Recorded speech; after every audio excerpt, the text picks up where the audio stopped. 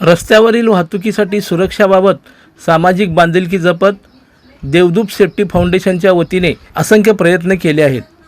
सामूहिक प्रयत्नाने रस्ते अपघात जीवितहानी न होण्याबाबत दक्षता घेणे व अपघात टाळण्यासाठी योग्य उपाययोजना व पाठपुरावा करणे ही उद्दिष्ट देवदूत सेफ्टी फाउंडेशनतर्फे करण्यात आली आहेत। ही नोंदणीकृत सामाजिक संस्था असून श्री व्यंकटराव बिराजदार यांच्या संकल्पनेतून आबासाहेब शिंदे पाटील व उज्ज्वला व्यंकट बिराजदार यांनी लातूर येथे ही स्थापन केली आहे। सोलापूर जिल्ह्याचे प्रमुख म्हणून प्रकाश अवस्थी यांची निवड करण्यात आली आहे। देवदूत रोड सेफ्टी फाउंडेशनचे नेमके काम काय आहे याबाबत आबासाहेब शिंदे आणि बिराजदार यांनी सविस्तर माहिती प्रसिद्धी माध्यमांशी बोलताना दिली। मी आबासाहेब शिंदे देवदूत रोड सेफ्टी फाउंडेशन अध्यक्ष आहे। सध्या लातूर विभागामध्ये ये देवदूत रोड सेफ्टी फाउंडेशनच्या माध्यमातून प्रत्येक ठिकाणी जे जिल्ह्याच्या ठिकाणी म्हणजे जी काही रस्ता सुरक्षा समिती आहे त्या कमिटीवरती सुद्धा आहे आणि त्याचबरोबर अपघाताचं प्रमाण कसं कमी होईल त्या दृष्टीनं आम्ही लातूर शहर असेल, लातूर ग्रामीण असेल, ज्या ठिकाणी लाईट नाही आहे ते लाईट लावण्यासाठी जी काही नॅशनल हायवे जे आहेत त्या ठिकाणी लाईट म्हणजे लाईट लावण्यासाठी आम्ही वरच्या 10-33ला आम्ही सांगत असतो। त्याचबरोबर त्याच माध्यमातून जेवढं काही आपल्याला या महाराष्ट्रामध्ये प्रत्येक जिल्ह्याच्या ठिकाणी नेमणूक आम्हाला करायची तसं त्याचाच एक भाग म्हणून आज आम्ही प्रकाश अवस्थी साहेब सोलापूर जिल्हाध्यक्ष म्हणून देवदूत रोड सेफ्टी फाउंडेशन जिल्हाध्यक्ष म्हणून त्यांची नेमणूक केलेली आहे।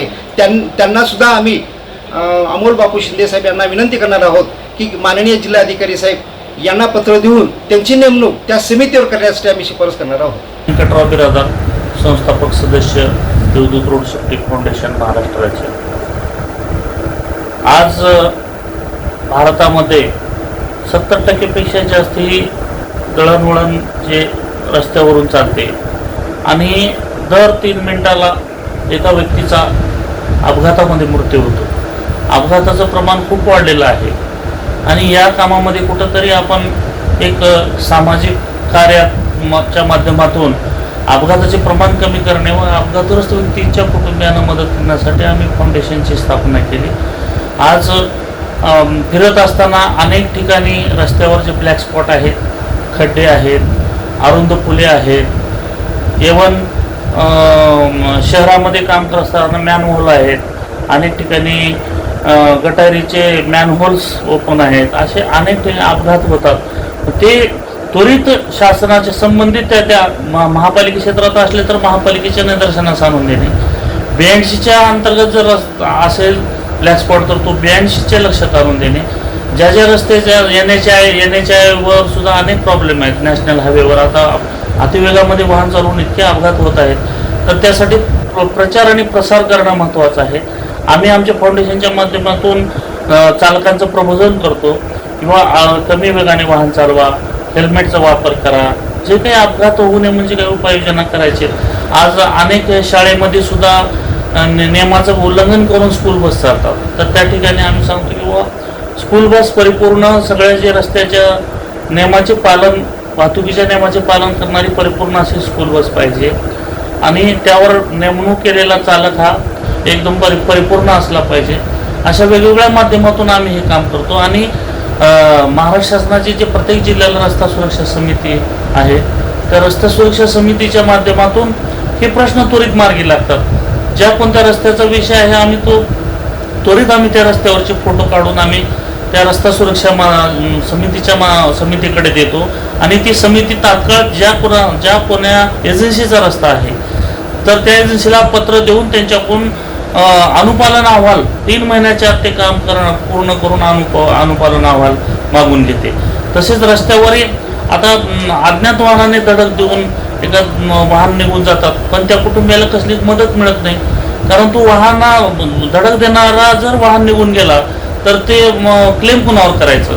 मग शासनाने यासाठी एक केंद्र शासनाने योजना काढली किंवा जर अज्ञात वाहनांना धडक दिलं तर ते हिट अँड रन एक समिती कलेक्टरच्या माध्यमातून ते स्थापन केलेली आहे आणि त्याचं जे उपजिल्हाधिकाऱ्याच्या मार्फत त्या अपघाताचं FIR जे काही आवश्यक गोष्टी आहेत पंचनामा वगैरे दिल्यानंतर त्या मयताच्या कुटुंबियांना 2 लाख रुपये मिळतात आणि हिट अँड रन च्या माध्यमातून जर तो अपघातामध्ये जखमी झाला, दवाखान्यात जर ॲडमिट असेल तर त्याला 50,000 रुपयाची वैद्यकीय मदत मिळते। आता अलीकडेच उच्च न्यायालयाच्या निर्देशानुसार एक समिती स्थापन झालेली आहे 82च्या माध्यमातून.